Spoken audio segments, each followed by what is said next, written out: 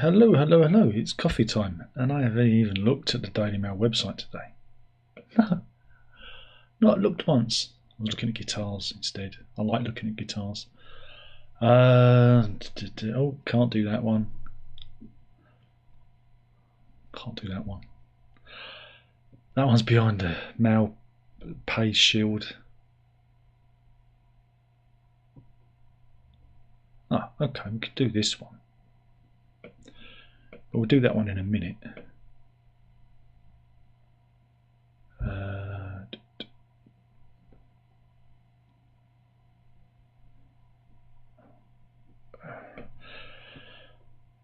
Right, anyway, we'll do this one. Sorry, I'm just scanning. Right now, I don't know about you, but we're nearly a quarter of a way through. I suppose we are a quarter of a way through the 21st century. Yeah, think about that. 21st century. What does that mean to you? Well, you know, it's been a long time since we put men on the moon. The microprocessor is commonplace. We have all manner of technology and all manner of wonders in this world of ours. From space travel to specific therapy that can target everyone's individual cancer. What a wonderful future we live in. What a wonderful future we live in. And I'm glad we live in this future because the NHS, right? The NHS is going to declare that sex is a matter of biology. Can you believe it? Would you? I'm gobsmacked. I'm really gobsmacked that the NHS have decided to tell everyone that sex is a matter of biology. Yeah, this is a what they're calling here is a historic shift against gender ideology. Because I don't know if you know, but something really strange has happened over the last 10 years. I don't even know if you've noticed it. Things have got a bit weird, you know. But yeah, this is Victoria Atkins today said that the NHS must not eradicate women. Again, they use terms like chest feeder and cervix haver and things like that, which is really confusing if English isn't your native language. And we have a lot of people over here where English isn't their first language. But yeah, and you should avoid using artificial language in the name of inclusivity. Language isn't inclusive. Language is exclusive. We have words so we can describe things. We have general words to describe lots of the same thing, and then we have very specific words to describe individual things. We should not use language to confuse one thing for another thing, an entirely separate thing. This is where I'm a creature of language, so all this mangling of words really pisses me off. It really does. Yeah, Atkins is addressing historic changes planned to the NHS constitution. I didn't know there was an NHS constitution. And the health secretary insisted it was vital that biological sex is respected. Duh, especially in medicine, fuck's sake. You know, castrating yourself or wearing a dress and naming yourself something else doesn't make you that thing. When you castrate a dog, it doesn't make it a bitch, does it? No. Let's deal in specifics here. But yeah, ministers want to emphasise the importance of biological sex in healthcare. Duh. I just can't believe that any of this is a thing. But you know, this is what happens when was it the road to ruin is paved with good intention, and this is a fucking great example of this. Excuse my language. Trans men will be banned from female-only wards under the planned changes, as it should be. Again, back in the 80s, there was a move towards mixed wards, and that didn't work out too well. Like in the 80s, late 80s, early 90s, there was mixed wards, and the rise in sexual assault and sexual impropriety rose, and so they dumped that strategy. Again, that was to save money, you know, make beds go a bit further. And women will also be able to request to only receive intimate care from a medic of the same sex? Absolutely. Absolutely. Mind you, if they ever ask me to have me prostate fingered, I'm asking for a lady. Not because I'm weird, it's just women tend to have tiny fingers. Now, the last male doctor I saw, he had hands like bunches of bananas. Bunches of bananas. I was looking at his index finger and thinking, that's never going to fit up my bum. Never. So that's why I want a woman to. But then she'd have to cut her fingernails, wouldn't she? See, I haven't really thought this through. Anyway, Atkins discussed the changes. She said the language in the NHS uses should be clear and make sense to people. Absolutely. And this is her speaking to Times Radio. She said, there are listeners who are worried about the fact that there are see articles in the paper about chest feeding and language such as that. Again, it's ridiculous. We are saying that through this constitution, we don't need to eradicate women for our language in order to respect the rights of everyone, women as well as transgendered people and men. Well, there's no such thing as transgender. You can't change your sex. You can't, you're just cosplaying. You should, when it comes to medicine or prisons or generally single-sex spaces, your biological birth sex, your natal sex, is paramount. It's obvious. No, live as you please. Live as you please, but don't force that nonsense onto people who don't want it. This is what we're asking. There are men that exploit this. And it's not a good way to be. It's not good at all. And again, there was a story the other day about two men who exploited the mixed sex changing rooms. These two guys, they ended up taking intimate photos and video of over 6,000 women, and they posted it on a website and charged subscriptions to view it. And they're up in court at the moment. I'm waiting for that one to resolve itself. Maybe we'll cover it. But that's what happens when you get rid of single-sex spaces. It's really important. There will be people that will take advantage of it, whether they're trans or not. But it's usually men. It's usually men, because men are dogs. But yeah, so good news, everybody. We can now call a woman without fear of retribution. Hooray! Ooh, what a wonderful world we live in. Ooh.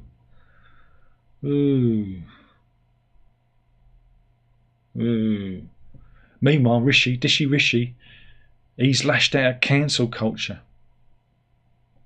Right?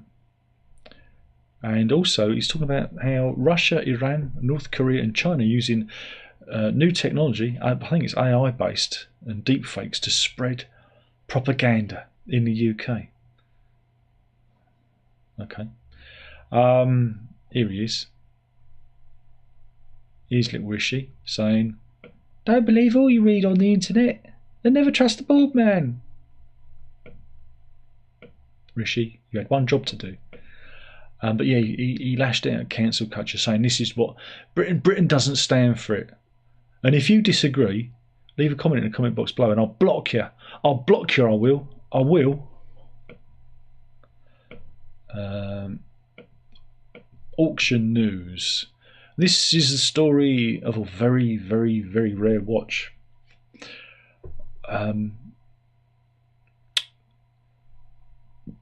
This is a Waltham watch. Here it is, and it recently sold, right? It recently sold for an incredible amount of money. It sold for £1.175 million at auction. And you're thinking, why? Is it, what's the big deal, Darren? Why? Well, it belonged to John Jacob Astor IV, right? And he was a hotelier who was worth £55 million, right?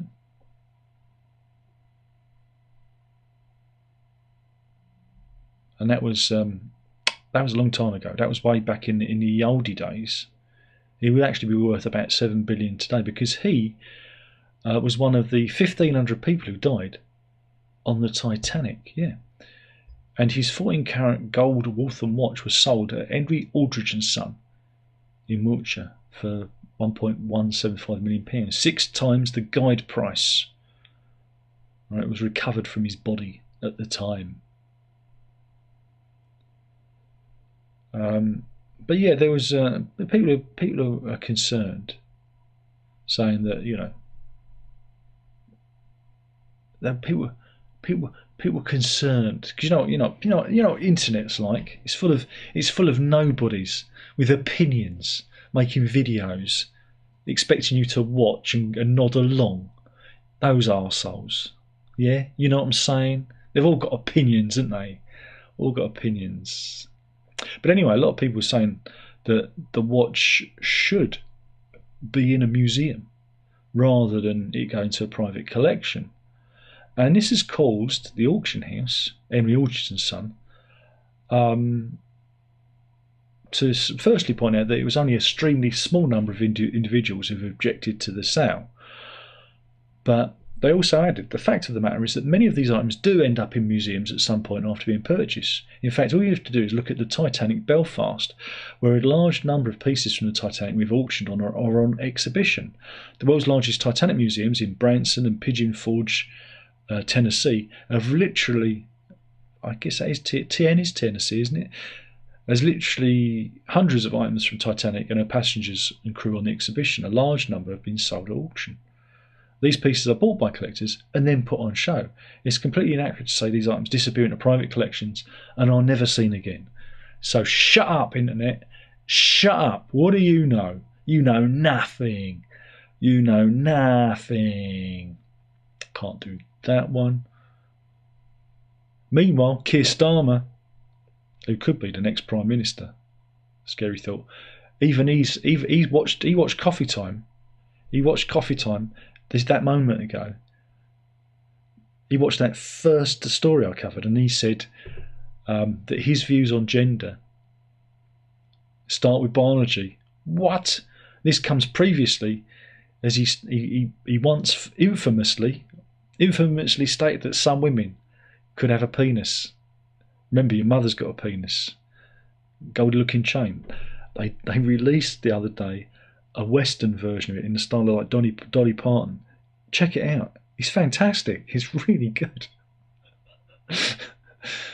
Anyway, so yeah, he was speaking on Good Morning Britain, and he says there's a distinction between sex and gender. The Labour Party has championed women's rights for a very long time. But like I said previously, he did state that 99.9% of women do not have a penis. So there's that.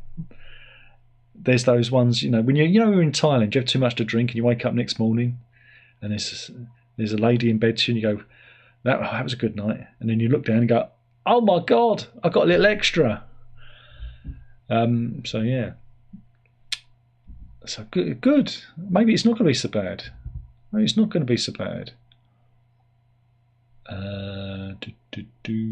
do that one.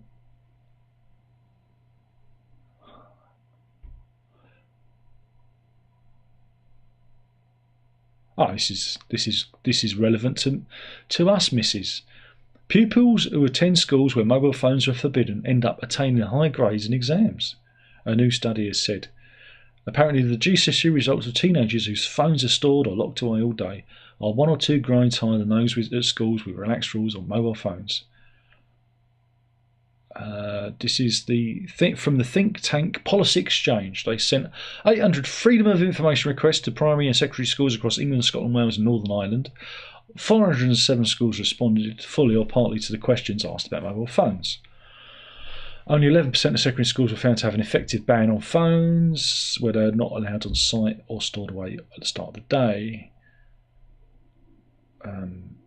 But yeah, Professor Jonathan Haidt, who's a best-selling author and psychologist, backed the report, and he said we can give them 6 or 7 hours each a school day from which they can be duly present to learn, connect and flourish. There you go. And meanwhile, Dame Caroline Dinenage, who chairs the Culture, Media and Sports Select Committee, said the data collected in this report delivers a startling message to policymakers. Mobile phones disrupt education and worsen educational outcomes. And also, it really does limit the attention span of kids. My daughter says their friends are just completely enamoured. They're entranced by the black mirror that they hold in their hands. What have we got here?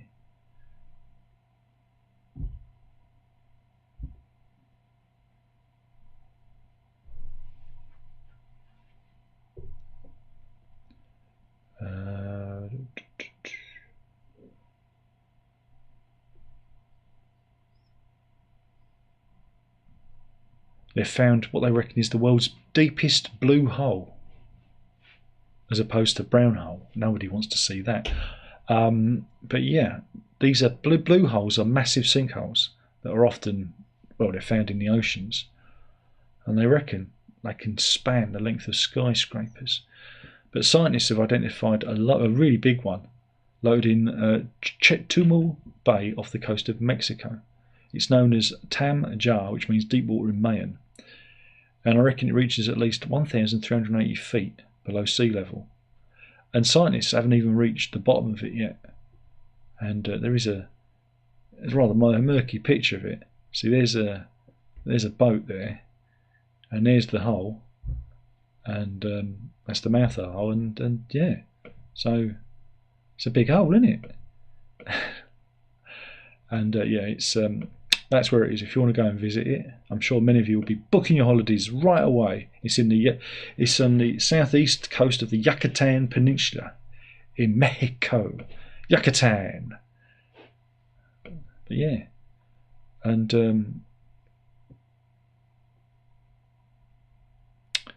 I don't know if this is as far as they've mapped, but yeah, that looks impressive. Again,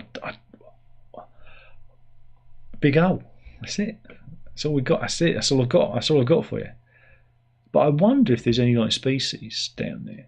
There might be some, fish that we've not discovered living down the big hole.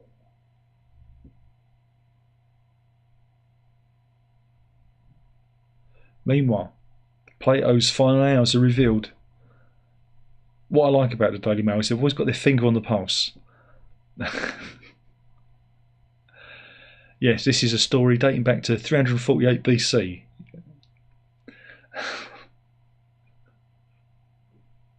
Like I say, up to date.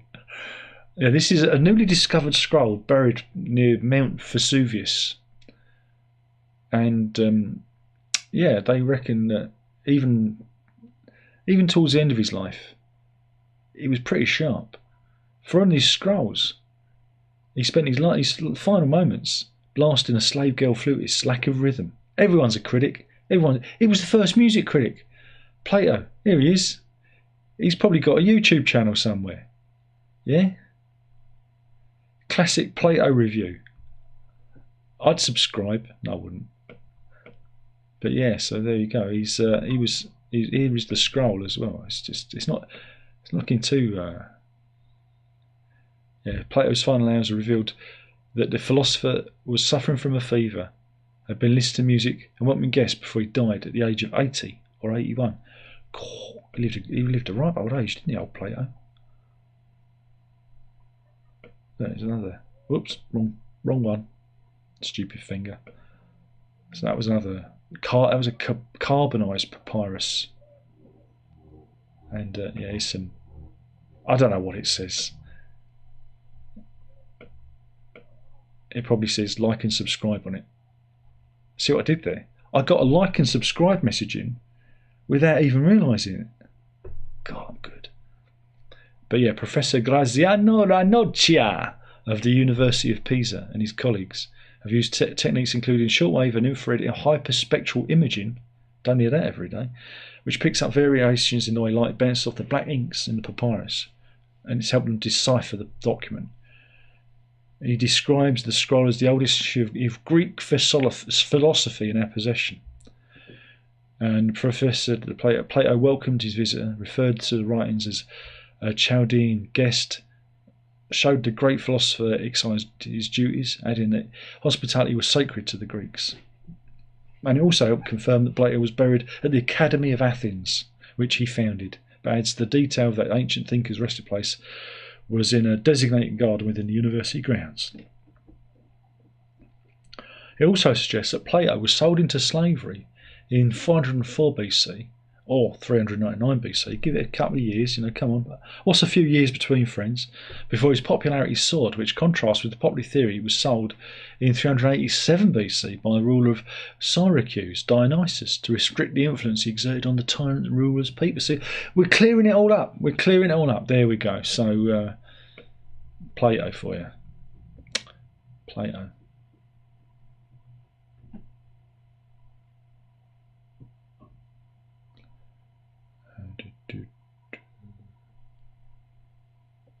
animal story.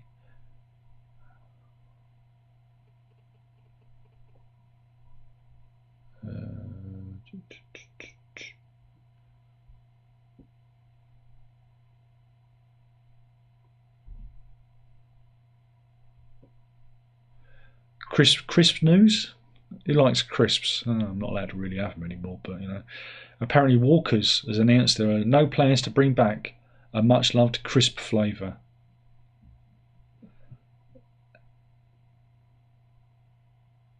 Yeah, this relates to the Sensations range. I don't know if you remember. I think we might have had sweet chili, but yeah, they were premium crisps, which featured some rather intense flavours. So you had Thai sweet chili, balsamic vinegar and caramelised onion, and roast chicken and thyme. But yeah, the one that they've axed is Mexican fiery sweet chipotle crisps. Excuse me, I didn't even know. This is all news to me. And yeah, here you go. In case you missed it, they're not bringing them back. Boo hoo! Is this news? I don't think it is. There you go. This is not news.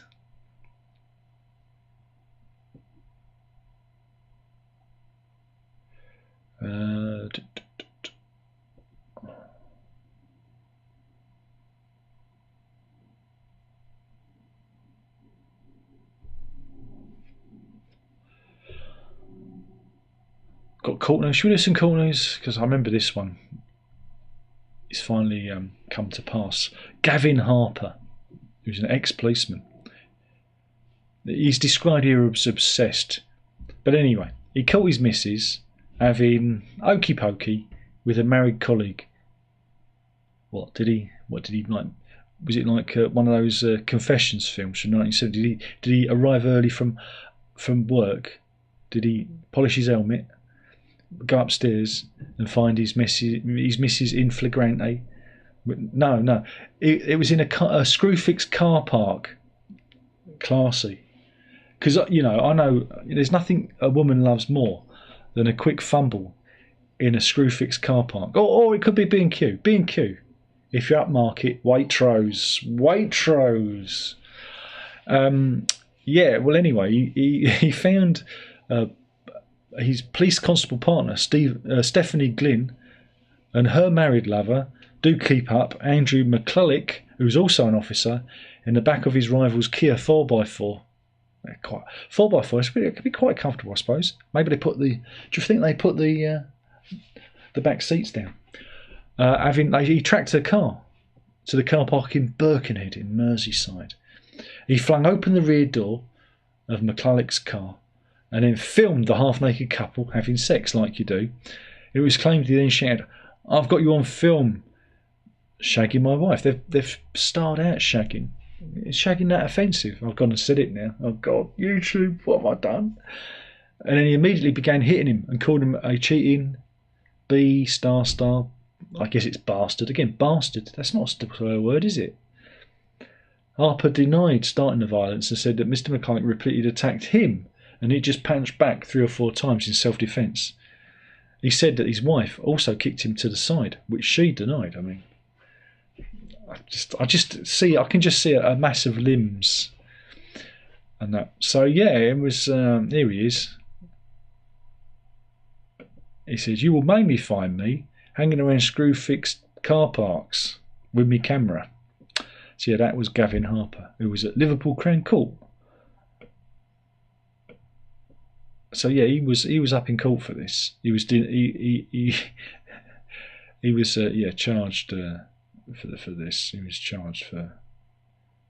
Oh, and here he is with his missus in happier times. There you go. Have we got the other fella? No. Yeah. The 45-year-old was cleared of wounding after a 2-week trial at Crown Court, but he was found guilty of stalking with intent to cause serious alarm or distress to Miss Glynn, including placing trackers on her car. Well, it's all part of the thing, isn't it? If you're a stalker, you've got to track people. Judge David Potter sentenced the father of two. He said that when Harper began suspecting his wife of being unfaithful, he became highly emotional and began stalking her to prove the point of obsession. His concerns were justified. He said the ex-policeman had been more concerned with his own feelings and sense of injustice than the feelings of his ex-wife and the career of McCulloch, which was collateral damage. But he's the innocent party in all this. He's the innocent party. But yeah, but the jury heard that Harper had not been able to accept that his marriage had completely broken down and that Miss Glynn was leaving. They'd been together 6 years before marrying in 2018, but their marriage started to deteriorate in 2020, probably because of COVID. And by December that year, she was in text contact with Mr. McCulloch, formerly one of her acting sergeants. I guess she liked the look of his truncheon and wanted to spit clean his helmet. Oh, God, it's rubbish. This is rubbish. The judge said on December the 14th, 2020, under the pretense of needing a telephone, Harper took her personal work phones to discover the extent of communication between the couple. Oh, here's the car park. Here we go. This is where it all happened. Blimey. Blimey.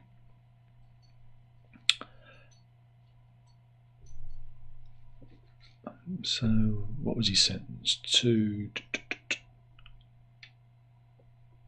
How does it say?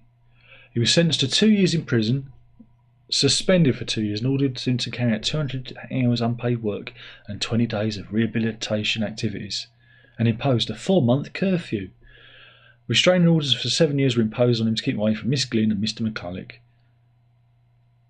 As he left court, Miss Harper was hugged by emotional relatives and friends. But I want to know: is Miss Glynn with Mr. McCulloch, or was it just a leg over? Was it a serious thing? We need to know. We need to know. Oh.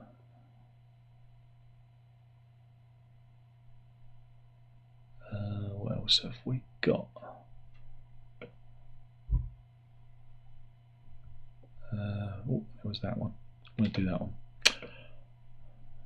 Just putting that there. Don't mind me. I'm just so unprepared. Just so unprepared.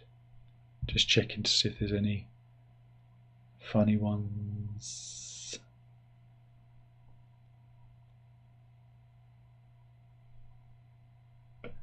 We've got pictures.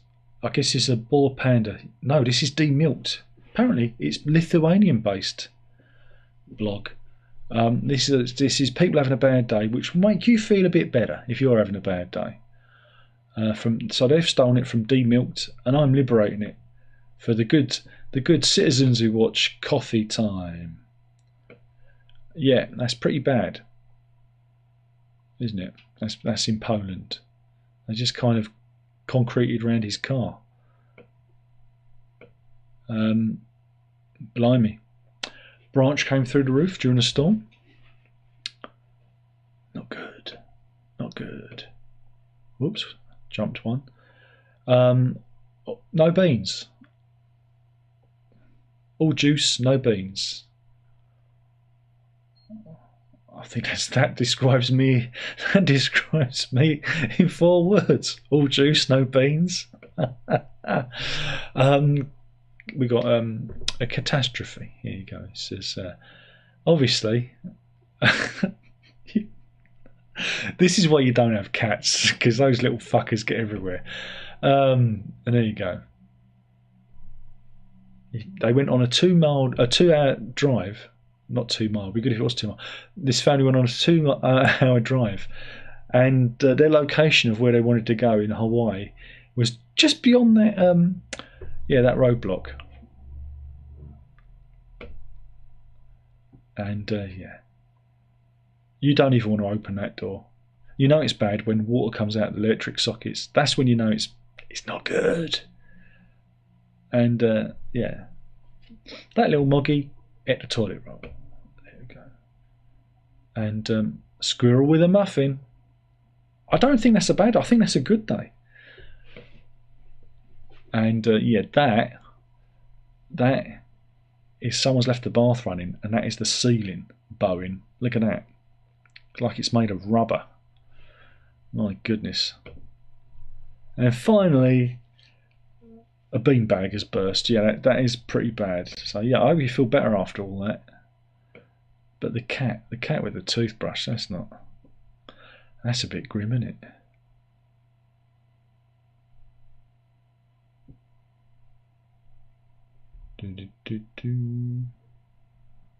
What else have I got?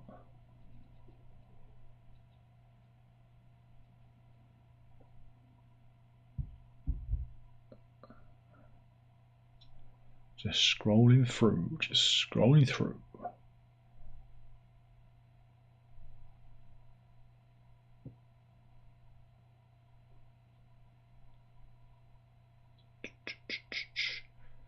Bit poor.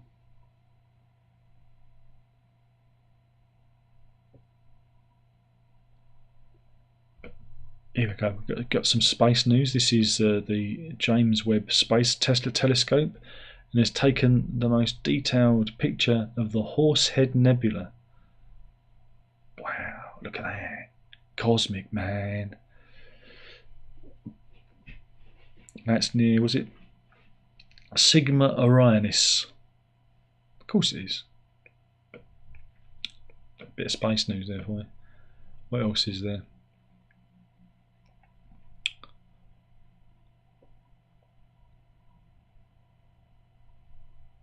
I think that's probably the best picture. Meanwhile, who likes cream eggs? I can't have them. They're not good for me. But Dave can. He likes cream eggs, and he decided to share his experience. He went and got a white cream egg, which he'd purchased from a spa. I think it was in. Was it in Bristol? Don't know. He's from Bristol, but where was the spa? Doesn't say. But yeah, here he is. He's looking happy now, but he couldn't have been happy when he opened his cream egg, because he bit into his white cream egg, right? Found it was full of ants. Yummy, yummy in my tummy. Now look, extra protein. You just snaffle it down. It's going to be good for you. But yeah, it's his stomach churning post on eggs has had almost 500,000 views. There you go, and it'll get, I don't know, 90 views on here if we're lucky. There we go. There aren't any good animal stories, but we do have another big fish. Again, the Daily Mail does this. They get obsessed about certain issues, don't they? From telegraph poles to potholes. Now it's big fish. This is the story of Darren. He writes. He was, again, Chigborough Lake. He was fishing, and he set a new freshwater record. He battled 50 minutes to put in a massive monster catfish. He'd been there all day. He was at the nature reserve in Malden in Essex. He himself is from Rainham in Essex, and he'd been there from 8:30 till 12 hours later, 10:30 p.m. He got lucky, and he like I said, he struggled for this. When you see this, it makes yesterday's monster fish look kind of tiny, and it ends up weighing 143 pounds. This catfish, and it looks like something from a horror film. There you go. There he is, and he's now a record breaker. What a whopper! He can really say it was that big. And is there another picture of said fish? It's a slightly different angle there for you. So there you go. He's got a really big fish, and he's a world record breaker. How cool is that? So there we go. I think we can stop it there because there's not a lot more going on. Shall we see if there's anybody in? 10 people in. For silence, it's a good day. Don't mess with the English language, indeed. Dr. Ross says, you won't catch me listening to someone's opinions on the internet. No way. Good idea. G-Man says, this afternoon, not sure I'll make the live stream tonight. Oh dear. Getting fibre fitted this afternoon, but idiotic talk have found to send me my router. So no TV or internet till I get the router. Oh, it's horrible. Again, that's why I'm stuck with BT. I've been with them for like 25 years. Well, longer than that, probably nearer now 30. But you never want to change just in case it all goes wrong. Dr. Ross says, that scroll looks like something you could smoke. Or something you've passed after a curry. Simon says, hi there. All right, Clive. Simon says, I read an article about Plato's last words yesterday. He's one of the first music critics, indeed. Indeed, everyone's a critic. Simon says, don't take away my Walker's crisps. They make the Guinness much more palatable. Oh, it's just those funny ones that sensations, again. It's a flavour I've never heard of. And Payne says, quick hello as you say goodbye. Hello there. Hopefully everything's fine in Welsh Wales. And we'll finish there. Yeah, there'll be a live stream tonight, I imagine. It might be early. It might be 10 o'clock. It might be 9. I don't know. Or I could do one at 5 in the afternoon. I was saying to the missus, there's nothing from stopping me from doing one in the afternoon. I could do one any time. It doesn't have to be night time. Anyway, thank you for watching. That was the news. I hope you enjoyed it. If you didn't, well, there's not a lot I can do. Killing the channel one video at a time. You know. You got to drink it up. Ta-ta.